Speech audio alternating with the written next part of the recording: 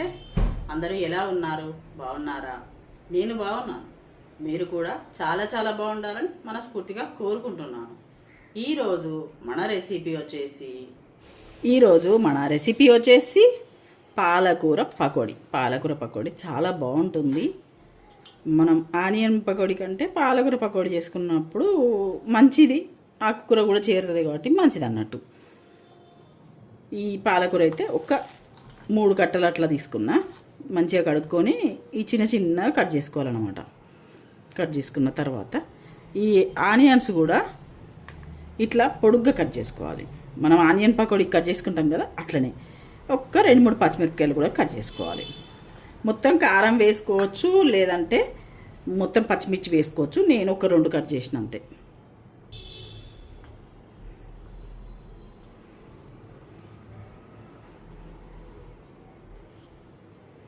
ఇప్పుడు ఒక 100 గ్రామ్స్ అంతా పడుతుంది దీంట్లోకి, ఎక్కువ పట్టదు. చూసుకొని వేసుకోవాలి. పిండి ఇది శనగపిండి, ఎక్కువ తక్కువ ఏం వేసుకోని అవసరం లేదు. మనం పాలకూరతో చేసుకుంటున్నాం కాబట్టి పిండి ఎక్కువ అవసరం లేదు. పిండి అయినా ఆనియన్స్ అయినా ఎక్కువ అవసరం లేదు.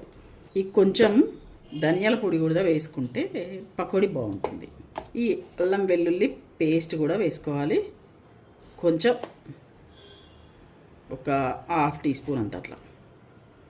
కొంచెం నీళ్ళు చేసుకుని కూడా వేసుకుంటే బాగుంటుంది. నీళ్ళల్లో కలుపుకున్నా బాగానే ఉంటుంది, కానీ మనం ఎక్కువ నీళ్ళు కలపం దీంట్లో, అందుకే నేను డైరెక్ట్ వేస్తున్నా.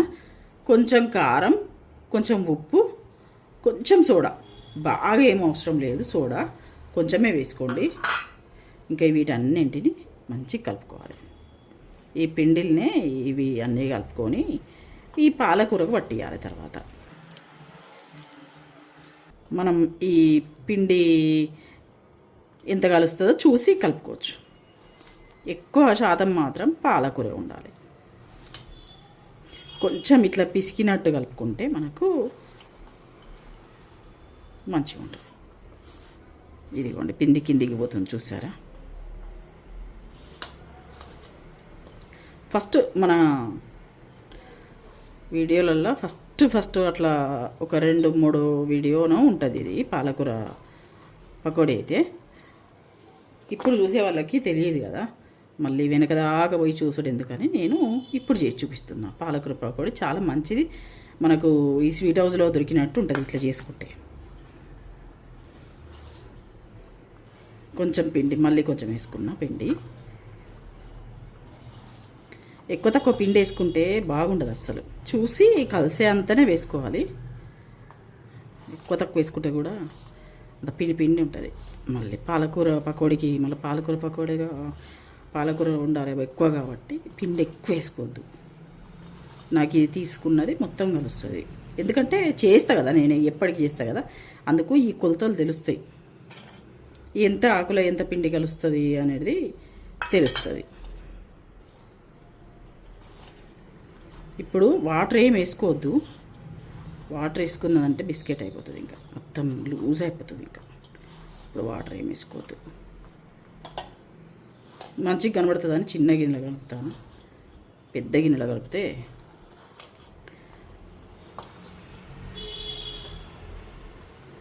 గిన్నె కనబడుతుందని చిన్న గిన్నెలో కలుపుతాను.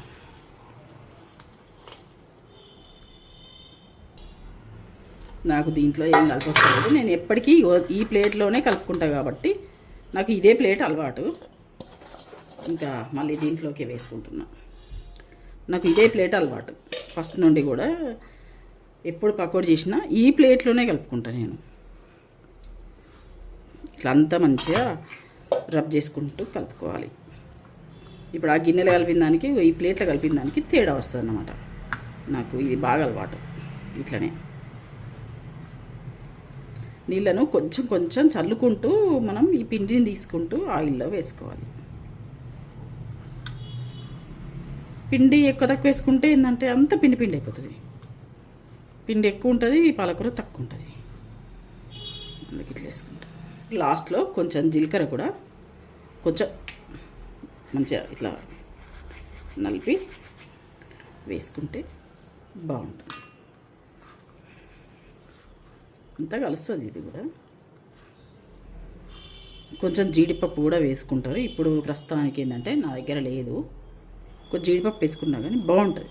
ఇంకా ఇది పక్కన పెట్టుకొని స్టవ్ ముట్టించుకుందాం. ముందుగా స్టవ్ ముట్టించుకొని మూకుడు పెట్టుకోవాలి. ఇట్లా మూకుడు పెట్టుకొని మూకుడు వేడి కానివ్వాలి. ఈ మూకుడు వేడైంది కదా, ఈ ఫ్రీడమ్ రైస్ బ్రాన్ ఆయిల్ అయితే వేసుకుంటాను నేను. ఇది ఆయిల్ గుంజదన్నమాట. ఇదిగోండి, ఈ ఆయిల్ పీల్చుకోదు. ఏ మనం ఆయిల్ వంటకమైనా కానీ చేసుకున్నా కానీ ఈ ఆయిల్ పీల్చుకోదన్నమాట. మనం ఇది వెంటనే మళ్ళీ వాడేసుకోవాలి. స్టవ్ కొంచెం పెద్దగా పెట్టుకొని ఈ ఆయిల్ వేడి కానివ్వాలి. ఇప్పుడు ఇక్కడ ఆయిల్ వేడెక్కింది కదా, వేడెక్కిన తర్వాతనే ఇదిగోండి ముద్దగా అయింది మన పాలకూర పిండి అన్నీ కలుపుకున్నాం కదా, ఇది ముద్దగా అయింది చూసిలా. ఇప్పుడు కొంచెం ఇట్లా నీళ్ళు చిలకరించుకోవాలి అంతే, మనం ఎక్కువ నీళ్ళు కూడా వేసుకోవద్దు.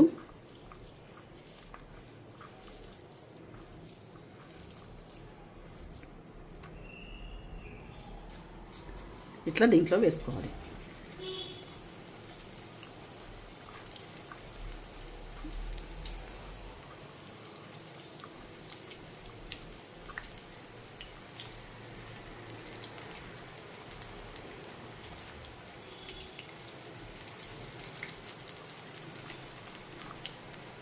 ఎక్కువ నీళ్ళు కూడా కలవాయి.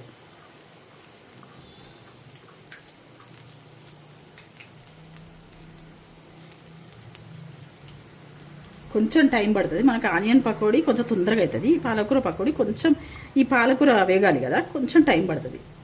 కొంచెం టైం తీసుకున్నా మంచిదే, కానీ ఇట్లా కూడా చేసుకుంటే చాలా మంచిది అన్నమాట. దీన్ని ఇంకా టర్న్ చేసుకుంటూ వేయించుకోవాలి.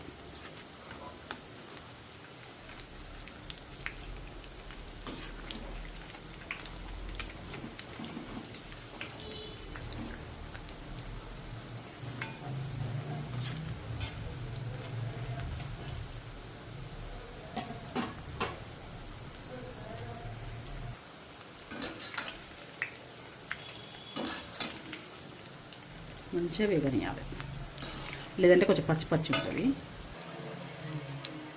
ఇంకా ఈ కలర్ వచ్చినాక స్టవ్ చిన్న పెట్టుకొని ఇంకా దీన్ని తీసేసుకోవాలి. ఇట్లా చిన్న చిన్న ముక్కలుగా చేసుకుంటే టేస్ట్ చాలా బాగుంటుంది. దీన్ని కొంచెం ఆయిల్ పొయ్యేలాగా పక్కన పెట్టుకోవాలి. మళ్ళీ ఇంకొక ఆయిల్ వేసుకుందాం.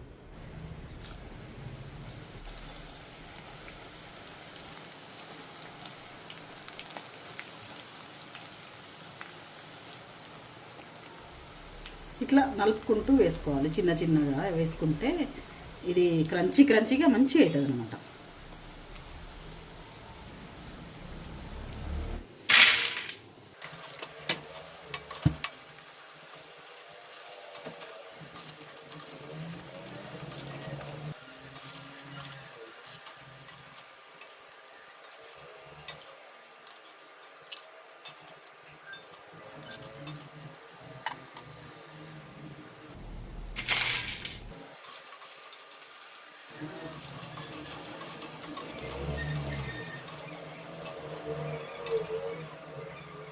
ఇంకా ఇదంతా అయిపోయిన తర్వాత ఈ 2 కరివేపాకు రెక్కల్ని ఇట్లనే వేసుకోవాలి.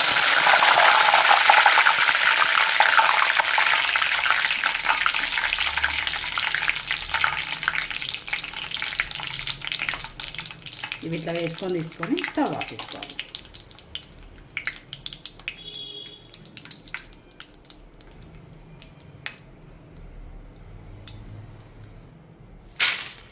ఇదిగోండి మన పాలకూర పకోడీ.